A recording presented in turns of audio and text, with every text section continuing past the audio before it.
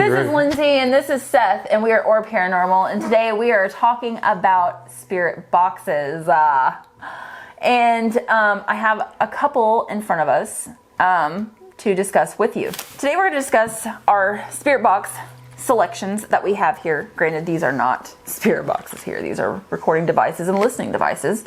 This here is the SB7, which I believe was created by Gary Galka. I really fucking hope I'm correct.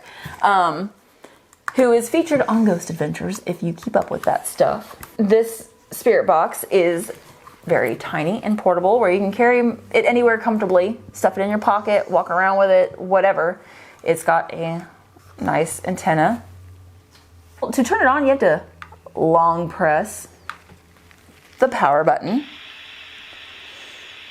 And then you have all these options. You have your sweep rate, you can sweep forward, you can sweep backwards. You have a backlight so you can see things in the dark. Super important when you're out investigating. And then you have AM, FM, band, and then volume. Audio input and output for your speakers, headphones. High frequency synthetic or white noise that is distributed amongst frequency sweeps, which is supposed to be able to catch, to pick up spirit voices. They're supposed to be able to manipulate those white noise frequencies. It includes 119 new frequencies from 76 megahertz to 87.9 megahertz. They have a millisecond adjustable forward and reverse frequency. It makes it go at a quick rate of speed to where you're not going to be able to pick up like full sentences off of radio stations. If you're getting full sentences, pick up the speed. Well, I mean, if you're getting full sentences on the highest well, if it's on the highest speed, then yeah. You are picking something up. It takes AAAs. 3 AAAs. Gotta have those AAAs. Which is crazy because normally with a lot of these things they take 9 volts. Mm-hmm. Oops. Yeah, the battery actually lasts quite a while on these two, the one I've had. That's good to know because when it comes to the IDC Direct Linc, it's really fucking hard to know when the battery is juiced because it really depends on like what you're picking up, like how much energy it's sucking from this thing. Because I mean, there are times that it can last me like 2 months, or it also depends on how frequently I use it too. But I can never tell with this one. I just cannot tell. So I'm going to say that's a con with this one. But this little thing is handy. I mean, out of all these, I love them all. Like, they all have their own little things about them that are great. The SB7, I mean, we've gotten some decent things on it. Granted, with these two, you can hear it out of the speaker, but the best thing to do is use a Bluetooth speaker, because this is going to amplify what you're hearing. The white noise background makes it a little difficult to hear things sometimes. So the Bluetooth speaker, to me, is a con that you have to use with these two to hear. Does make the experience better. And what I want to say with any spirit box that you use, no matter what kind you use, I don't even care if it's not even of these kinds, you always want to have a recording device. Yep. Because something I have learned, and it has been an important lesson, is these spirit boxes say things that you're not hearing in real time. There are things you can pick up in real time, but there are also things that they are saying that you can't hear because of all the white noise or because of people moving or talking. And we've picked up some amazing things with the recorder in the spirit box. Just a reminder I want to throw out there.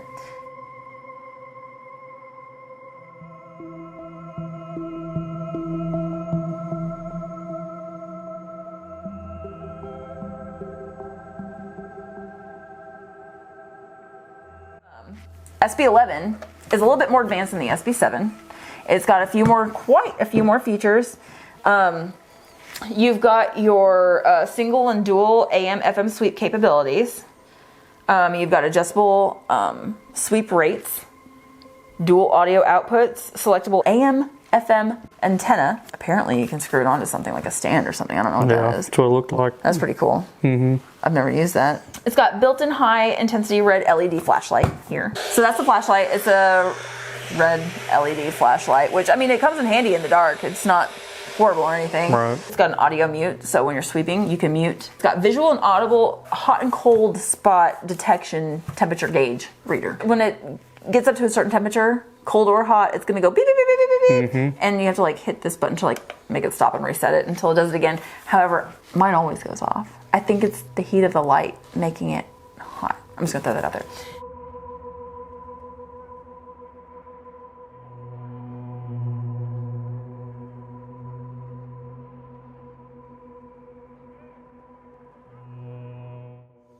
I'm going to say between these two, they're both great. They're both best used plugged into a Bluetooth device so you can hear louder. This one you can plug in two Bluetooth devices. You've got two channels. The thing is with any of them, this one, there's a steep learning curve. I had to sit down and really teach myself. I had to learn that we're in the days of the long press button. And to do a lot of these things, you gotta long press the button, and no one says that in any of the instructions. And if they did, I just didn't fucking read it. This one's easier to carry around. This one's got more functions. So these are two, I would call the most basic, more affordable. There's a Pro, affordable. Yeah, SB7 is definitely, if you're just doing like, if you're not wanting to get in depth on any kind of investigations, you're wanting to just kind of do something just like around your house, SB7's the route to go. Like you said, it's easier to pack around. I will say when we used the SB7 at Arkansas Air and Military Museum, Seth carried he has one, he carried in a holster, which I mean, like, you just slide it in and close the flap. Yep. While we were just walking around, doing a pre-sweep, I don't even, what were we doing, a pre-walkthrough? Yeah, we were just walking through, just kind of getting an idea, feel the place. And even during the investigation, his spirit box turned on itself while he was just standing still. About 5 times in front of people by ourselves. It was extremely odd, considering that I learned tonight that you have to long press this button to turn it on. Yep. That's strange to me. I just want to throw that out there as well. So these two, I would say cons are you have to use a Bluetooth speaker. They're not as loud and clear. This one's got more options. You've got 2 channels. This one's easier to carry around and not going to be super bulky. I'm going to bring in the big mama. This one here is the IDC Direct Linc FXWC made by Jay Prather, who was also featured on Ghost Adventures. When I saw this device featured on Ghost Adventures, I was extremely interested based on the other spirit boxes that I've heard and the quality coming out of the speaker. The quality that comes out of the speaker is much more clear than what you're hearing. The white noise is there, but the voices seem to be more prominent, have more bass tone. It's amplified more through this. You're able to hear more of a response through the speakers of this as opposed to the SB11 or 7. This Direct Linc FXWC, it's a handheld direct contact device. So this means that here's the antenna that you are, which is very similar to a Ouija board. So if you are very taboo or weird about Ouija boards and don't do those, I would not look to the Direct Linc. This is legitimately something where you're using your energy directly to make contact. You are allowing the spirits to use your energy to come through. There are many features on this device, more so than these other two. Granted, these are great regardless of how great this one is. These do work, but this one we've gotten such better results from. However, I will say at this moment that I've read Jay Prather is no longer making these at the moment. He takes orders. He'll take about a certain amount a year because it takes obviously time to build these individually. Whenever I was purchasing this from him, he did tell me that when he would build these, sometimes when he was testing them out, they would say the names of the owners they were going to, because that fascinated me to death because I was really praying to God that it said my name. But this thing has given me a lot. I mean, I really believe that this device was built for me because I personally have gotten a lot of relevant evidence from this, from names to details and more names, lots of names, Seth included mainly. This device has 2 separate controls on the side here for echo and reverb. You also have 1 pre-effects input in and out. So when you plug in headphones into this to listen when you turn on the device, it's not going to have the echo and the reverb on it. It's just going to sound like a regular voice, like a regular spirit box without the echo. The echo sometimes helps with the types of tones and stuff that come through here. It's got a post effects in and out, which is on the side. 2 post effects out headphone jacks, allowing for 2 people Estes method. You got here and you got here. And the Estes method is super important in this type of work. It validates the evidence that you are receiving through the spirit box. You have one person listening through headphones while the other person just asks the questions. They can't hear what's going on in the spirit box or what's being said.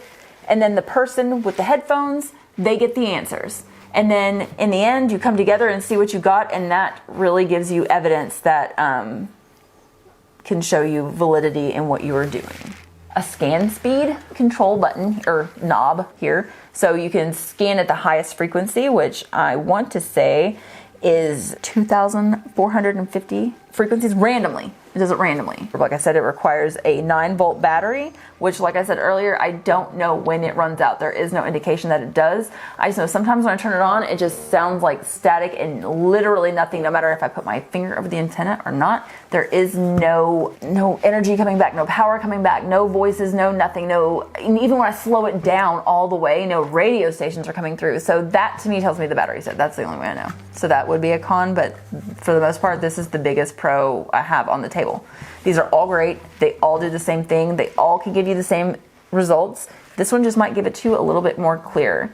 And like I said earlier, you always want to make sure that you have your recording devices rolling and going. It doesn't matter if it's a recorder, if it's a camera, you want to have them going so you can catch things that you are not hearing in real time, because I will tell you, based on evidence that we have, things are said in front of you that you do not catch.